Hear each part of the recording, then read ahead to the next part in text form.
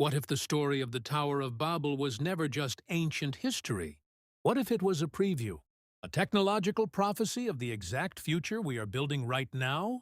For generations, we've looked back at the story of a scattered humanity and confused languages as a myth of the past.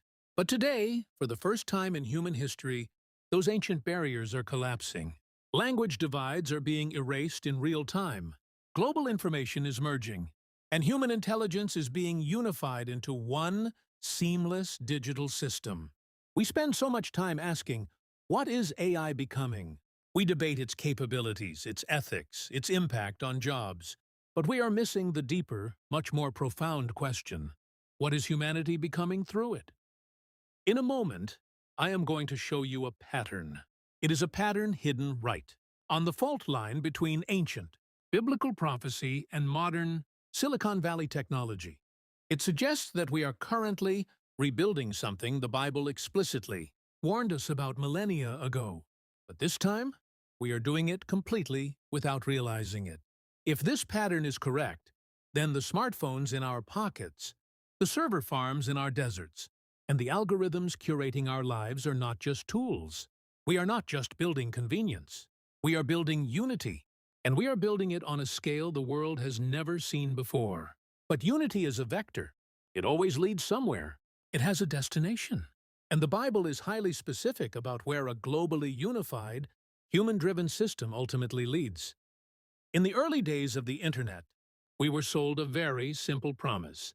Technology will connect us. It will be a digital town square. But connection was only the first phase. Today, the system is no longer just connecting us. It is coordinating us. Think about the physical infrastructure wrapping the globe right now. Submarine cables, satellites, massive data centers. They don't just share information anymore. They synchronize it. We are watching opinions, cultural trends, purchasing habits, and even human behavior being shaped through unified algorithmic networks.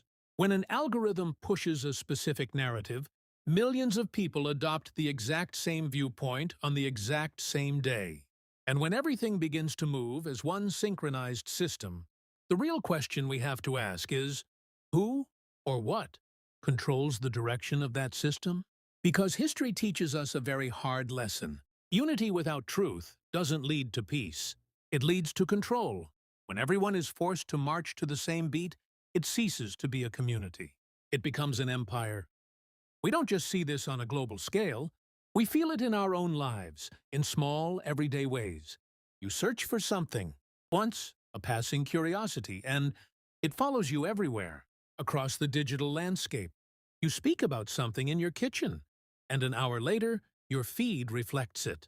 You think you are choosing your content. You think you are curating your reality.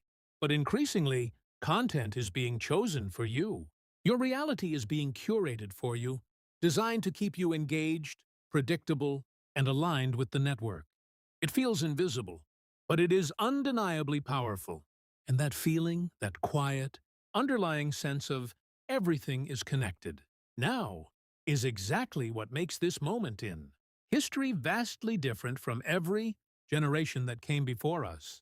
We are living inside the nervous system of a global mind. Thousands of years ago, in the book of Genesis, chapter 11, verse 6, humanity reached a similar point of extreme, concentrated unity. The text says, "If as one people speaking the same language they have begun to do this, then nothing they plan to do will be impossible for them." When we look at the Tower of Babel, we often think the building itself was the problem.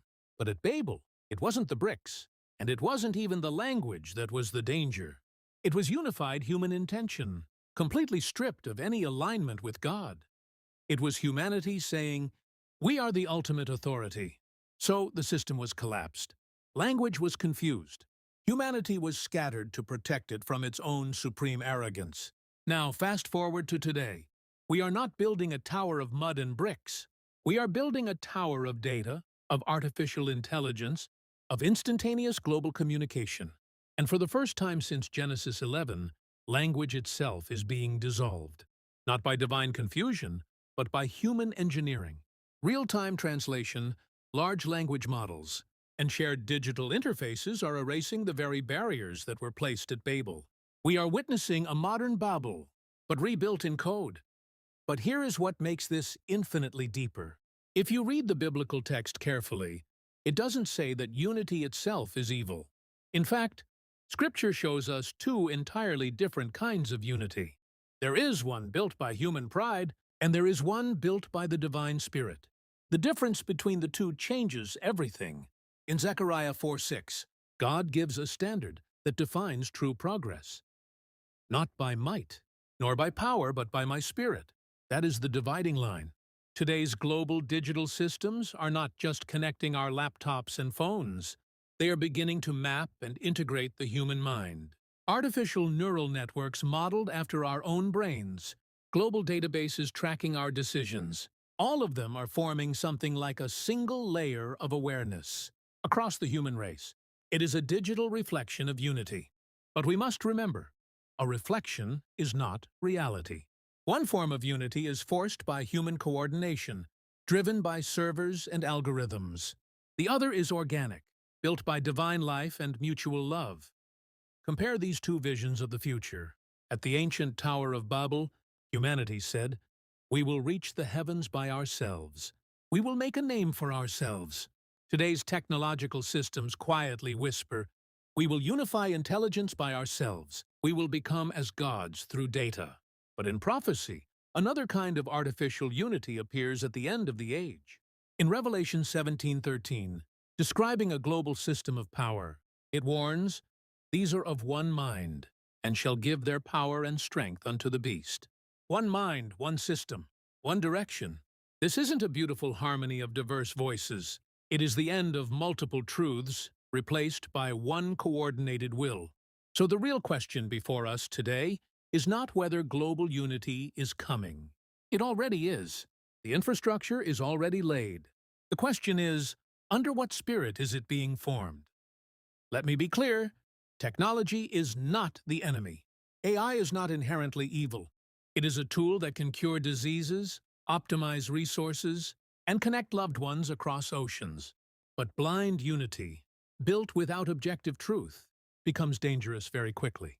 Because when everything becomes perfectly connected, resistance becomes mathematically difficult, independent thought becomes incredibly rare, and influence becomes highly centralized in the hands of a few. The issue we face is not the artificial intelligence itself. The issue is us.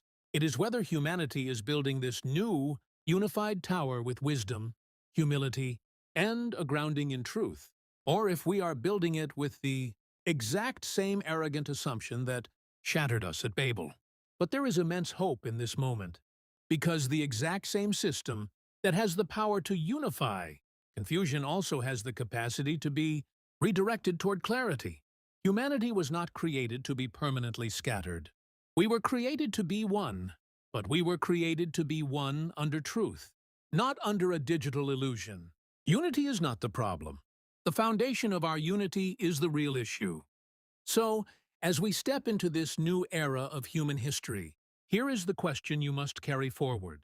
Are we just witnessing the rebuilding of Babel through digital systems? Or are we being presented with a profound choice between two kinds of unity? One built by human intelligence alone, destined to repeat the collapse of the past, and one built by divine guidance, rooted in eternal truth, because in the end, the system you trust will shape the mind you become. And maybe the real wisdom of our generation is not trying to stop the tower from being built, but looking closely and asking what spirit is guiding its design.